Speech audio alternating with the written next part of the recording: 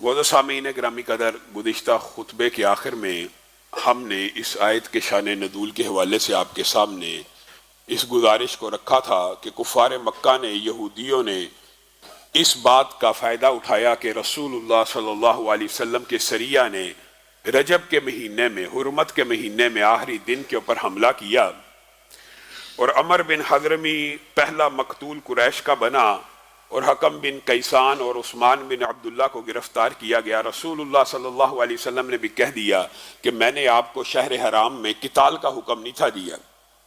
तो अल्लाह रब्बुल इज़्ज़त ने आसमान से आयतों को नाजिल फरमा दिया कि यसअलूनका अनिश शहरिल हरामी कितालिन फीह, कि आपसे शहर हराम में लड़ाई झगड़े के बारे में पूछते हैं। कुल कितालुन फीही कबीर, इसमें लड़ाई झगड़ा करना, कत्ल कताल करना अल्लाह के यहाँ बहुत बुरी बात है, लेकिन मस्जिद हराम से रोक देना, अहले मक्का को वहां से निकाल देना, फितना बपा करना, वल फितना तो अकबर मिनल कत्ल, इस मार्के से, इस फितने से वो फितना ज्यादा बड़ा है जो कुफारे मक्का ने वहां पे बपा किया। गोया अल्लाह रब्बुल इज़्ज़त ने मुहाजिरीन के उस फैसले की तईद की और रसूलुल्लाह सल्लल्लाहु अलैहि वसल्लम ने कैदियों को पकड़ लिया। फिर जब मक्का के लोग उनको छुड़वाने आए तो रसूलुल्लाह सल्लल्लाहु अलैहि वसल्लम ने कहा, साद बिन मालिक और रुतबा बिन गज़वान कहाँ हैं? वो लश्कर से पीछे रह गए थे। तो गोया रसूलुल्लाह सल्लल्लाहु अलैहि वसल्लम ने ये पहला माले गनीमत और इसकी बात शिक्के यहाँ पे अल्लाह रब्बुल इज़्ज़त ने कुरान पाक की आयत को नाज़िल फरमा के मुसलमानों की तलीफ़ कल्बी को भी किया और बाद अहकामात माले गनीमत उसके कैदियों के हवाले से नाज़िल भी फरमा दिए। तो रसूलुल्लाह सल्लल्लाहु अलैहि वसल्लम ने जब कैदियों की बात की, उनमें से हकम बिन कैसान ने इस्लाम को कबूल किया, उस्मान बिन अब्दुल्ला को छोड़ दिया गया और उतने में उतबा बिन गज़वान और साद बिन मालिक भी आ गए। ये वो आखिरी सराया हैं जो ग़ज़वा बदर से पहले बपा हुए, जिनका हवाल गुज़िश्ता खुतबात में आपके सामने रखा। अब नबी करीम सल्लल्लाहु अलैहि वसल्लम को इत्तला मिली कि अबू सुफियान जो उस वक़्त मक्का के सरदार थे, अभी इस्लाम को कबूल नहीं किया था, वो एक तजारती काफिला लेके शाम से मक्का की तरफ आ रहे हैं और उस तजारती काफिले में उन मुसलमान सहाबा के अमवाल भी शामिल है जो हिजरत कर आए हैं। यानी एक तो हिजरत की, एक तो अपना वतन छोड़ा, फिर कुरैशियों ने उनके माल के ऊपर कब्जा किया, उस माल को नशो नुमा देने के लिए ट्रेडिंग की और ट्रेडिंग करके शाम से वापस आ रहे हैं। तो रसूलुल्लाह सल्लल्लाहु अलैहि वसल्लम ने यहाँ पर पहली मर्तबा नई जो सराया के सारे अहवाल सुनाए थे, वो इसीलिए थे कि इक़दामी जिहाद तो रसूलुल्लाह सल्लल्लाहु अलैहि वसल्लम पहले ही कर चुके थे। जब रसूलुल्लाह सल्लल्लाहु अलैहि वसल्लम को ये इत्तला मिली कि मेरे सहाबा का माल भी इस तजारती काफिले में शामिल है, और वैसे भी कबले जंग तो कुरैश मक्का कब के बजा चुके हैं, हिजरतों पे मजबूर करके। ये जो बार बार जो वाक़यात आपके सामने चीदा चीदा रखे, यहाँ से आपको इस बात की अच्छी तरह समझ आ गई होगी कि तबले जंग बजाने की इब्तदा भी बुनियादी तौर पे कुरैश मक्का की तरफ से थी। तो रसूलुल्लाह सल्लल्लाहु अलैहि वसल्लम उसको काउंटर किया करते थे और ये सराया जो इक़दामी भेजने का मकसद भी उनके ऊपर रोब दबदबा बैठाना था। यहाँ पे रसूलुल्लाह सल्लल्लाहु अलैहि वसल्लम को ये भी इत्तला मिली कि उस काफिले की हिफाजत में सिर्फ 30 से 40 लोग मुतय्यन हैं। तो रसूलुल्लाह सल्लल्लाहु अलैहि वसल्लम ने अपने सहाबा को कहा, जल्दी निकलो, जल्दी निकलो, अल्लाह रब्बुल इज़्ज़त शायद तुम्हें इस तजारती काफिले को बतौर माले गनीमत के अता कर दे। तो बुनियादी तौर पर ये एक तजारती काफिले को रोकने की जिद्दोजहद का आगाज था। सहाबा को इल्म नहीं था कि कितना बड़ा मार्का इस निकलने की नतीजे में बपा होने वाला है। तो रसूलुल्लाह सल्लल्लाहु अलैहि वसल्लम ने अव्वल बस बिन अमर को भेजा था कि तजारती काफिले का सारा अहवाल ले लो। तो रसूलुल्लाह सल्लल्लाहु अलैहि वसल्लम ने यह हिकमत अमली और स्ट्रेटजी अपनाई कि अगर उस तजारती काफिले को हमारी खबर ना मिलेगी तो हम मक्का से बहुत पहले उसको यरगमाल बना लेंगे और जो मेरे सहाबा साथियों का माल है उसको भी हासिल करेंगे और दीगर माल को भी हासिल कर लेंगे। ये मुआशी ज़रब लगाना भी दुश्मन के ऊपर मकसूद था और ऐलान जंग तो पहले ही हो चुका हुआ था अमर बिन हज़रमी के कत्ल के साथ, और उस कत्ल का फायदा जो उन्होंने उठाया मुसलमानों के खिलाफ प्रोपोगंडा करके वो आपके सामने रखा था। तो गोया रसूलुल्लाह सल्लल्लाहु अलैहि वसल्लम ने ये सारे अहवाल देख के जब सहाबा को निकलने का हुक्म दिया तो सहाबा निकले, لیکن بنیادی طور پہ وہ تیاری جنگ کی تیاری نہ ہو سکی۔ حقیقت بات یہی ہے کہ یہ جو آپ اکثر تاریخ میں پڑھتے ہیں کہ کسی کے پاس تلوار تھی، کسی کے پاس تلوار بھی نہیں تھی، کسی کے پاس اگر تلوار تھی تو ڈھال نہیں تھی، اگر ڈھال تھی تو تیر نہیں تھا، تیر تھا تو چھوڑنے کے لیے کمان نہیں تھی، یعنی حالات ناگفتہ بے تھے۔ اس کی وجہ یہ تھی کہ بنیادی طور پر یہ باقاعدہ مارکہ اور جنگ کی تیاری کا قافلہ بھی نہیں تھا۔ ہاں البتہ رسول اللہ صلی اللہ علیہ وسلم نے حد الوسط کوشش کی کہ اس قافلے کے اندر میں انہی نوجوانوں کو لے کے جاؤں کہ جو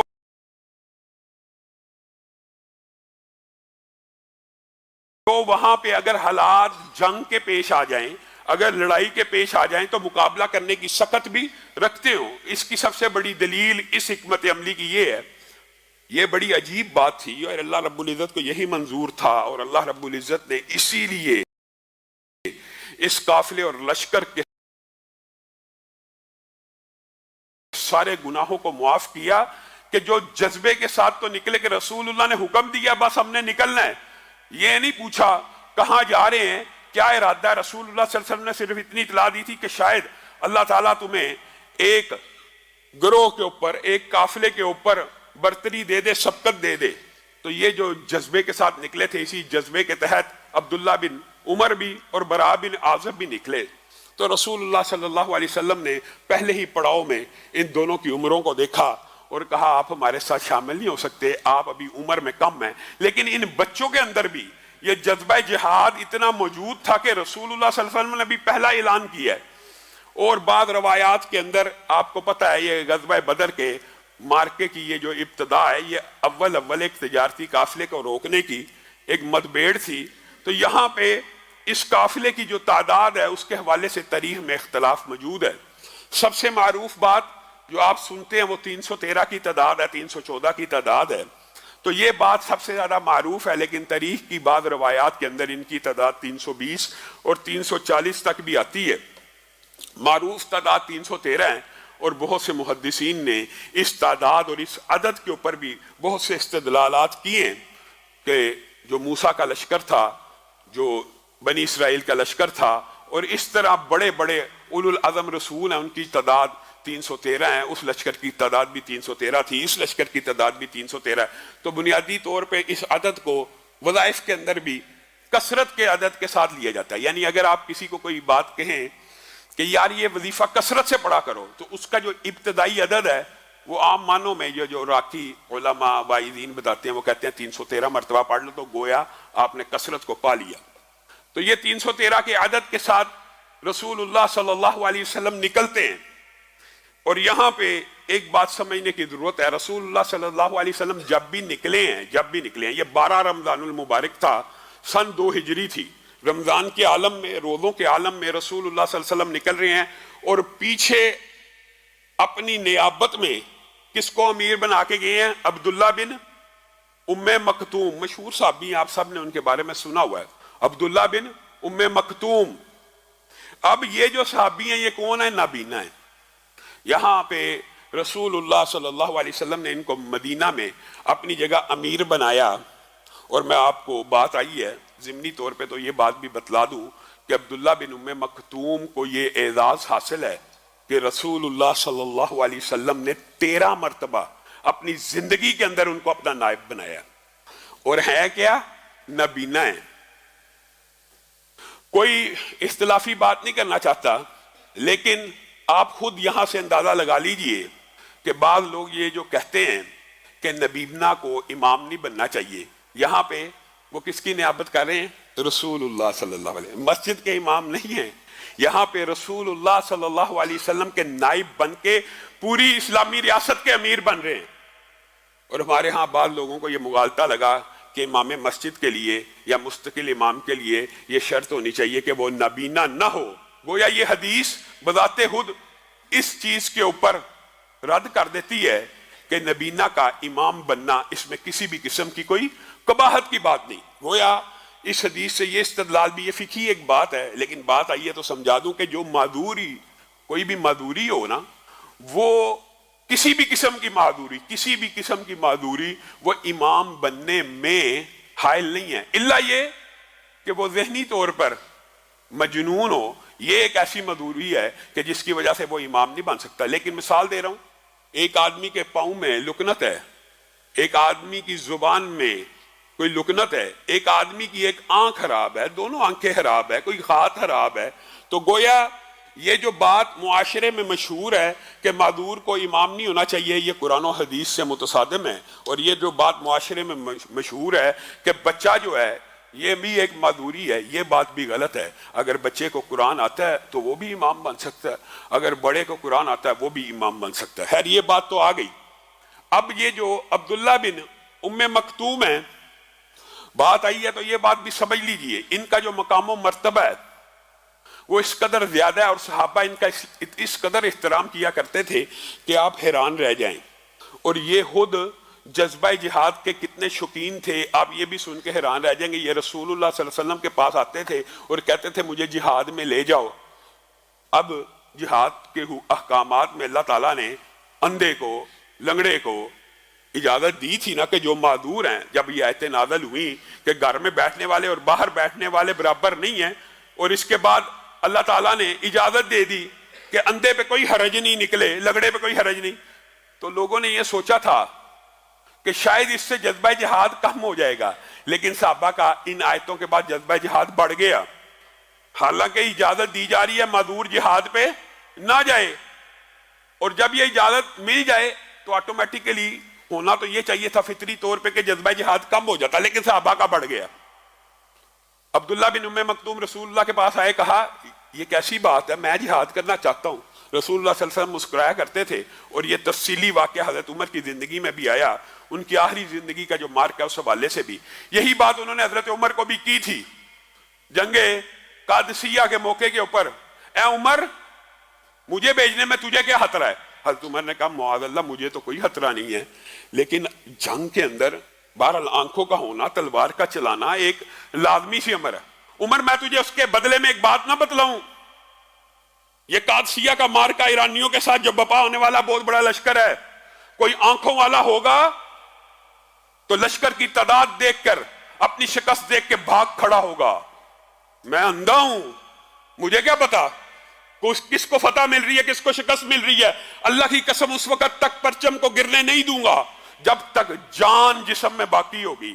یہی باتیں یہ رسول اللہ سے بھی کیا کرتے تھے، اور یہی باتیں یہ حضرت عمر سے کر رہے ہیں. اور بات آئی ہے ضمنی طور پہ تو آپ حیران رہ جائیں، حضرت عمر نے ان کو جنگ قادسیہ کی اجازت دے دی تھی، اور یہ جنگ قادسیہ میں علم اٹھاتے ہوئے مسلمانوں کو اس جنگ کے اندر فتح عظیم حاصل ہوئی. لیکن ایک دو لمحے ایسے آئے تھے جب ایرانیوں نے اتنا شدید حملہ کیا تھا کہ عبداللہ ابن ام مکتوم کی گردن میں بھی تیر لگ گیا. لیکن جب شہید ہوئے تب بھی علم ہاتھ میں پکڑ کے سر سے اونچا اٹھایا ہوا تھا، اور ان کو اس عالم میں وہاں پہ مسلمانوں نے جنازہ پڑھ کے دفن کیا. خیر ان کی سیرت کے حوالے سے آج بات آئی ہے تو سن لیجئے، ان کو ایک اعزاز اور بھی حاصل ہے، اور وہ اعزاز نہیں ہے، وہ اسلام کا ایک فقہی چیپٹر بھی ہے، فقہی قاعدہ بھی ہے اور کلیہ بھی ہے. رسول اللہ صلی اللہ علیہ وسلم قریش مکہ کے سرداران کے بارے میں فکر مند رہتے تھے. یعنی قریش مکہ کے جو سردار اور رؤوسا تھے نا، ان کو تبلیغ کرنے کے لیے رسول اللہ صلی اللہ علیہ وسلم کے دل میں بہت لگن تھی، جذبہ تھا، اور ہونا چاہیے. رسول اللہ صلی اللہ علیہ وسلم کا یہ ذہن تھا، اگر یہ سردار اسلام قبول کر لیں گے، پورا کا پورا قبیلہ اسلام قبول کر لے گا. اور یہ اسلام کی ایک حکمت عملی رہی ہے کہ سرداران، رؤوسا، امراء، آپ کے بھی علاقے کا جو ایم این اے ہے یا گورنر ہے یا آئی جی ہے یا ڈی آئی جی ہے، بنیادی طور پہ تبلیغ اگر اس سطح پہ ہوگی، اگر وہ ایک بندہ بھی درست ہو جائے گا تو سینکڑوں لوگوں کی ہدایت کا سبب بن جائے گا. یہ ایک عام سی بات ہے، اس کے اندر کوئی بھی اچنبے کی بات نہیں تھی. تو رسول اللہ صلی اللہ علیہ وسلم بھی اسی فطری تقاضے کے تحت قریش مکہ کے سرداروں کے بارے میں زیادہ طمع رکھتے تھے کہ یہ اسلام قبول کر لیں.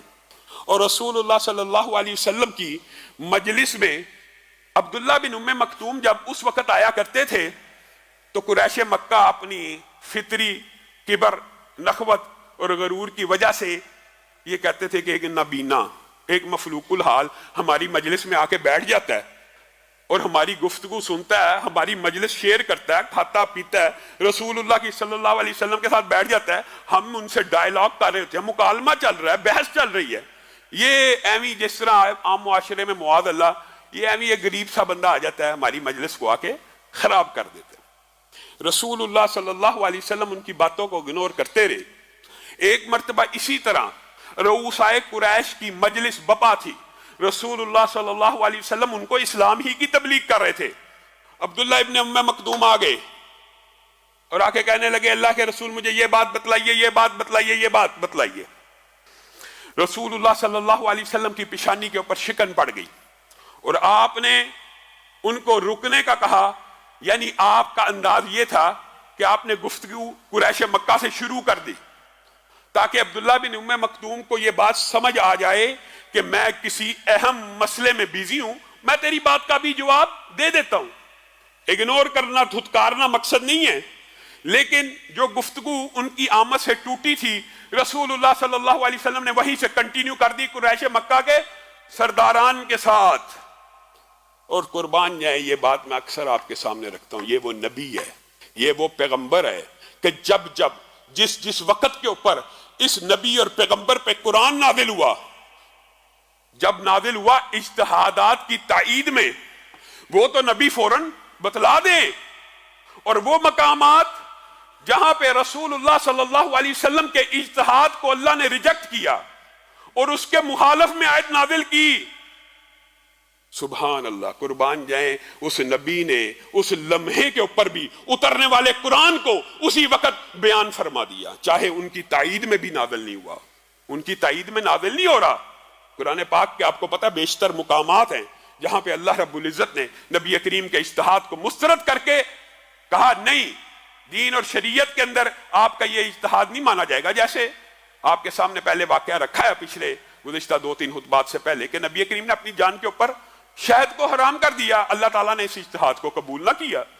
اسی طرح دیگر مقامات میں سے ایک مقام یہ ہے، اسی وقت آیت نازل ہونا شروع ہو گئی، عبس وتولی ان جاءہ الاعمی وما یدریک لعلہ یزکی او یذکر فتنفعہ الذکری اما من استغنی فانت لہ تصدی وما علیک الا یزکی واما من جاءک یسعی وہو یخشی فانت عنہ تلہی۔ اللہ تعالیٰ نے کتنی جامع آیتیں نازل کی، اور اللہ تعالیٰ نے بھی نبی کریم صلی اللہ علیہ وسلم کے اسی ایکشن کو کوٹ کیا جو نبی کریم نے کیا۔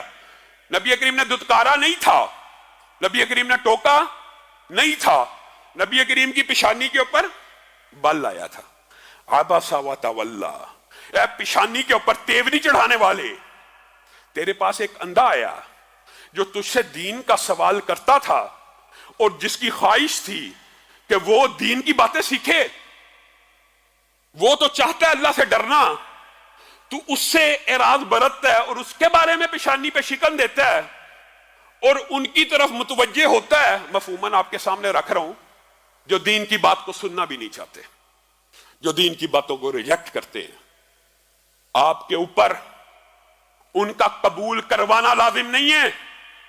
یہ فقہی قاعدے بھی اللہ بیان کروا رہا ہے۔ جو دین کے رستے میں رکاوٹیں ڈالنے والے ہیں، جو دین کی باتوں کو سننا نہیں چاہتے، آپ کے اوپر لازم نہیں ہے کہ آپ ان کی اصلاح میں جٹے رہے۔ اس کا کیا مطلب ہے؟ آپ کے اوپر لازم یہ ہے جو آپ کے پاس چل کے آیا ہے، جو دین کی بات سیکھنے کے لیے آیا، آپ اس کو زیادہ وقت دیں، آپ اس کو پہلے ٹائم دیں۔ یہ دین کے فقہ کے بنیادی کلیے بھی اللہ رب العزت نے نازل فرما دیے۔ آج ہم اس بارے میں بھی بڑی افراط و تفرید کا شکار ہے، بہت زیادہ۔ ہم بھی یہی چاہتے ہیں کہ ہم جس کو تبلیغ کرنا چاہتے ہیں ہم اسی کو تبلیغ کریں۔ غریب، مفلوق الحال، کمزور، تنگ دست لوگوں کا تبلیغ کے اوپر حق نہیں ہے۔ نبی کریم صلی اللہ علیہ وسلم کے اوپر نازل ہونے والی ان آیات سے یہ بات لازم ہے کہ تبلیغ کا، ٹائم کا، وقت کا سب سے زیادہ حق اس بندے کا ہے جو آپ کے پاس تلاش دین کے لیے آئے، جو آپ کے پاس دین کو سیکھنے کے لیے آئے۔ آج بھی ہمارے ہاں بہت سے مبلغ ان کے پیچھے تو بھاگتے ہیں جو دین سے دور بھاگتے ہیں، اور دلیل یہ پیش کی جاتی ہے یہ جی یوتھ ہے، یہ جی ایسے لوگ ہیں، آج کا مولوی ان کو ڈریس نہیں کرتا، آج کا عالم ان کو ایڈریس نہیں کرتا، یہ مسجدوں میں نہیں آتے، ان کو تبلیغ کرنا زیادہ ضروری ہے. یہ غلط فکر ہے، یہ غلط سوچ ہے. تبلیغ کا پہلا حق انہی کا رہے گا جو مسجد میں آئے گا. جو مسجدوں میں آتے ہیں ان کا حق زیادہ ہے، اور ان کے ساتھ دین کی باتیں زیادہ ہوں گی. یہ ایک آبویس بات بھی ہے.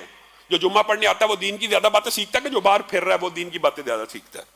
جو جمعہ پڑھنے آتا ہے وہ دین سیکھے گا، جو مسجد میں آئے گا وہ دین زیادہ سیکھے گا، اور اس کے لیے امام پر زیادہ حقوق ہیں. آپ نے دین کو الٹا بنا کے پیش کر دیا. یہ یوتھ کے اوپر رسائی نہیں ہے. رسول اللہ صلی اللہ علیہ وسلم کو اللہ کیا کہہ رہا ہے؟ آپ کے اوپر نہیں ہے جو دین کو جھٹلائے کہ وہ اس کی اصلاح ہو جائے. اس کی اصلاح ہونی ہوگی، اللہ کر دے گا. آپ تک صرف ابلاغ ہے. آپ رسول اللہ صلی اللہ علیہ وسلم کی یہ جو فطرت تھی، اس حوالے سے قرآن پاک میں دیگر بھی آیات موجود ہیں. کیوں کڑتے رہتے ہو؟ کیوں ہر وقت پریشان رہتے ہو؟ اس طرح کے مفہوم کی آیتیں بھی موجود ہیں. آپ ہر وقت انہی کے غم میں لگے رہتے ہیں. آپ کے اوپر ان کو ہدایت دینا نہیں ہے. ہدایت اللہ کے ہاتھ میں. آپ کا کام صرف پہنچانا ہے. تو گویا ابلاغ کرنا، پہنچا دینا ان لوگوں کے لیے کافی ہے جو دین کے مخالف ہوں. یہ نہیں ہے کہ ایک بندہ دین کا مخالف ہے اور دین کا دشمن ہے، اس کے لیے ان لوگوں کو چھوڑ دیا جائے اور ترک کر دیا جائے جو دین سیکھنا چاہتے ہیں. یہ نہیں ہو سکتا. جو دین سیکھنا چاہتا ہے اسی کا پہلا حق ہے. اور یہاں پہ یہ حق اللہ رب العزت نے نبی کریم صلی اللہ علیہ وسلم کے اوپر نازل کیا. یہ کسی مولوی کا فلسفہ اور تشریح نہیں ہے، یہ اللہ کے نازل کردہ احکامات ہیں. اور اس کے بعد ان آیتوں کے نازل ہو جانے کے بعد عبداللہ بن ام مکتوم کو اسلامی معاشرے میں ایک ممتاز حیثیت حاصل ہوگی. اور عائشہ بیان کرتی ہیں کہ رسول اللہ صلی اللہ علیہ وسلم کے پاس ان آیتوں کے نزول کے بعد جب بھی عبداللہ بن ام مکتوم آئے تو رسول اللہ صلی اللہ علیہ وسلم ان کو اپنے گھر میں بٹھا کے شہد پلایا کرتے تھے. جب بھی آئے. اور صحابہ ان کا اکرام کیا کرتے تھے کہ یہ ہے وہ بزرگ کہ جس کے بارے میں آسمان سے قرآن کی آیتیں نازل ہوئی. ایک مرتبہ رسول اللہ صلی اللہ علیہ وسلم کی زندگی میں رسول اللہ کے پاس آ گئے اور آگے کہنے لگے اللہ کے رسول اب تو بوڑھا ہو چکا. دیکھیں کتنی عمر تھی. رسول اللہ کے دور میں بوڑھے تھے اور شہید کہاں پہ ہوئے؟ جنگ قادسیہ میں. اللہ کے رسول بوڑھا ہو چکا ہوں، بزرگ ہو چکا ہوں، اب قوا جواب دے گئے ہیں، اب چلنے پھرنے کی ہمت موجود نہیں رہی. گھر اتنی دور ہے مسجد النبوی سے، رستے میں سانپ، بچھو، مختلف جانور، بھیڑیا، گیدڑ، کوئی بھی پڑھ سکتا ہے. مفہوم یہ ہے سفر لمبا ہے، میں معذور ہوں، اندھا ہوں، مجھے اجازت دیجئے کہ میں اپنے گھر میں نماز پڑھ لیا کروں. رسول اللہ صلی اللہ علیہ وسلم نے کچھ دیر سوچا اور کہا آپ کو اجازت ہے. جب وہ پلٹنے لگے تو رسول اللہ صلی اللہ علیہ وسلم نے امت کے اوپر یہ احسان کیا کہ کہیں امت اس اجازت کو عام پہ محمول نہ کر لے اور پھر میری امت کے اندر گھروں میں نماز. اور جو بندہ یہ سمجھتا نا کہ گھر میں آج بھی گھر میں نماز ہو جاتی ہے، وہ آہستہ آہستہ گھر میں بھی نماز پڑھنا چھوڑ دیتا ہے. نماز وہی قائم رکھتا ہے جو مسجدوں کی طرف بار بار پلٹ کے آتا ہے. مسلمان مرد کی نماز مسجد میں اس کی ایک دلیل، یہ بہت بڑا واقعہ ہے. رسول اللہ نے کہا رکیے، کیا مؤذن کی اذان آپ کے گھر تک آتی ہے؟ جی ہاں. اللہ کے رسول جب مؤذن اذان دے رہا ہوتا ہے بعض الفاظ میرے گھر میں ٹکراتے ہیں. تو پھر رسول اللہ صلی اللہ علیہ وسلم نے کہا آپ کا مسجد میں آنا ضروری ہے. ایک نبینا ہے، ایک رستہ خراب ہے، ایک رستے میں جان و مال کا اندیشہ ہے، بزرگ آدمی ہے. اگر اس کی نماز گھر کے اندر نہیں ہے تو ایک ہٹے کٹے بندے کی نماز گھر میں مسلمان مرد کی ہو جائے گی. یہ ہم نے کہاں سے فلسفہ بنایا؟ رسول اللہ صلی اللہ علیہ وسلم نے اسی لیے کہا تھا میرا دل کرتا ہے میری جگہ کوئی مصلی امامت پہ کھڑا ہو اور میں ان گھروں کو آگ لگا دوں جو آج مسجد میں حاضر نہیں ہوئے. کیا اس سے مراد یہ تھی کہ وہ پکے بے نماز تھے؟ نہیں، جو آج کی نماز میں نہیں آئے. رسول اللہ کا یہ خواہش ہے. گویا رسول اللہ صلی اللہ علیہ وسلم یہ بتلانا چاہتے ہیں کہ جو نہیں آیا اس کا گھر مال جان تباہ ہو ہی گئی. عصر کی نماز کے بارے میں، دیگر نمازوں کے بارے میں آپ نے یہ حدیثیں سنی ہوئی ہیں. صرف فجر کی 2 سنتیں، صرف فجر کی 2 سنتیں، فجر کی 2 سنتیں یہ فرض ہیں؟ نہیں، یہ سنتیں ہیں. یہ دنیا اور ما فیہا میں جتنی نعمتیں ہیں اس سے بڑا خزانہ ہے. جو چاہتا ہے پالے. ہم یہ سمجھتے ہیں کہ جی مسلمان مرد کی، اللہ معاف کرے، جیسے مسلمان مرد بھی بیمار ہوں، جیسے عورتیں مہینے کے بعد بیمار ہوتی ہیں، یہ ان کی گھروں میں ہو جاتی. مسلمان مرد کی نماز مسجد میں ہوتی ہے، اللہ کوئی عذر شرعی ہو، اللہ یہ کہ اس نے جمع کر لی ہو وغیرہ، جو عذر شرعی ہیں جن کے بارے میں آپ جانتے ہیں، مسلمان مرد کی نماز صرف مسجد میں ہوگی. اور یہ عبداللہ ابن ام مکتوم کی اس حدیث سے بھی یہ بات ہے. اور ایک اور واقعہ ان کی زندگی کا مشہور ہے، اس کے بعد اپنی بات کو آگے بڑھائیں گے، کہ آپ کو پتہ یہ اذان بھی دیا کرتے تھے، اور حضرت بلال کے بعد پہلے مؤذن یہی تھے. اسلام کے پہلے مؤذن حضرت بلال، ان کے بعد یہ جو فقہی کلیہ اور قاعدہ آج آپ دیکھتے ہیں مسجدوں میں، اس کی بنیاد بھی یہ حدیث ہے. ہوتا یہ تھا کہ حضرت بلال نے اذان دی تو اقامت عبداللہ بن ام مکتوم کہا کرتے تھے، پھر عبداللہ بن ام مکتوم نے اذان دی تو اقامت بلال کہا کرتے تھے. تو رسول اللہ صلی اللہ علیہ وسلم نے پھر یہ فیصلہ فیصلہ فرمایا ظاہر اللہ کی تائید کے ساتھ، کہ اس کا حق پہلے ہے جو اذان دے وہی اقامت کہے. یہ جو فقہی کلیہ ہے کہ اگر اذان دینے والا اقامت کے وقت کھڑا ہو اور وہ کہے میں نے اقامت دینی ہے، تو پھر کوئی دوسرا شخص اقامت نہیں دے سکتا. اگر وہ اجازت دے دے الگ بات ہے، لیکن جس نے اذان کہی ہو اسی کا پہلا حق ہے وہی اقامت کہے. اگر وہ وہاں پہ امام کے پیچھے کھڑے ہو کے کہہ دے اقامت میں نے دینی ہے، تو پھر کسی اور نمازی کو یہ حق حاصل نہیں ہے کہ وہ اقامت کہے. یہ رسول اللہ صلی اللہ علیہ وسلم نے بیان کر دیا. تو پھر یہ الگ الگ اذان کا انہوں نے آپس میں ڈسٹریبیوشن کر دیا. اور رمضان کے حوالے سے جو آپ نے حدیثیں پڑھی ہے کہ 2 اذانیں ہوا کرتی تھیں، وہ یہی 2 صحابہ تھے، ایک حضرت بلال اور ایک عبداللہ بن ام مکتوم. اور یہ بات بھی آئی ہے تو سمجھ لیجئے کہ 2 اذانوں کی بنیاد رسول اللہ کی زندگی میں موجود تھی. اور وہ کون سی تھی؟ فجر سے پہلے جو اذان دیا کرتے ہیں بنیادی طور پہ اس کو تہجد کی اذان کہا جاتا ہے، اور بعض اضلاع میں آج بھی پاکستان میں دی جاتی ہے، لیکن ان احادیث کے اندر اس کو سحری کی تیاری کی اذان کہا گیا ہے. گویا لوگ اٹھ جائیں، تہجد پڑھیں، سحری کی تیاری کریں، کھانا کھانا شروع کر دیں، اور جب عبداللہ بن ام مکتوم اذان دیں تب کھانا، یعنی وہ فجر کا وقت ہے. 2 اذانوں کی اصل بنیاد رسول اللہ صلی اللہ علیہ وسلم کے دور میں بھی موجود ہے. تو یہ بات کہنا کہ یہ 2 اذانیں بھی رسول اللہ صلی اللہ علیہ وسلم کی زندگی کے بعد ہوئی تھی، یہ بات بھی ایک غلط العام ہے جی، معاشرے میں مشہور ہے جی. یہ بعض باتیں ایسی ہیں جو معاشرے میں انتہائی غلط العام ہے. یہ جی تراویحاں جو ہے نا، یہ رسول اللہ کے بعد ہوئی تھی. رسول اللہ نے اپنی زندگی میں 3 مرتبہ اس کی جماعت کرائی. اس طرح یہ 2 اذانیں جی رسول اللہ کے بعد تھی. کیسے؟ رسول اللہ کی زندگی میں یہ 2 صحابی فجر سے پہلے 2 اذانیں دیا کرتے تھے، ایک سحری کی ابتدا میں یعنی تہجد کے وقت میں، اور ایک فجر سے پہلے. اس کا مطلب یہ ہے کہ حضرت عثمان نے یہ جو اجتہاد کیا تھا یہ رسول اللہ صلی اللہ علیہ وسلم کی حدیث سے ماخوذ تھا. سپیکر تو موجود نہیں تھا، لاؤڈ سپیکر تو موجود نہیں تھا. تو حضرت عثمان نے کیا کیا؟ کہا یہ جو اذان یہاں پہ مدینہ میں دی جا رہی ہے یہ تو مدینہ کے رہائشی سن رہے ہیں، لیکن جو بازار ہے وہاں تک کو اذان کی آواز جا ہی نہیں رہی. کیا کیا جائے؟ ایک بندہ مقرر کیا کہ جس وقت مسجد النبوی میں اذان ہو رہی ہو تم بازار میں بھی دے دیا کرو. اس میں کسی قسم کی بھی کوئی حرج کی بات نہیں ہے. لیکن اب سپیکر ہے، اب تو ایک سپیکر کئی کلومیٹر تک آواز چلی جاتی ہے. وہ جو اسٹریٹجی اور حکمت عملی تھی، جو علت تھی، وہ پوری ہو جاتی ہے. تو اب 2 اذان دینے کی ضرورت نہیں ہے. لیکن پھر بھی اگر کوئی چاہتا ہے رات کو ایسے پہر میں اذان دے دے کہ لوگ اٹھ کے سحری کی تیاری کر لیں، سحری پکانا شروع کر دیں، تہجد کی اذان دے دے، اس میں بھی کسی قسم کی کوئی قباحت کی بات نہیں ہے. جو بات حدیث رسول سے ثابت ہو جائے وہ ہماری سارا آنکھوں پہ ہے. اللہ رب العزت جو کہا گیا، جو سنا گیا، اس کو سمجھنے کی توفیق عنایت فرمائے.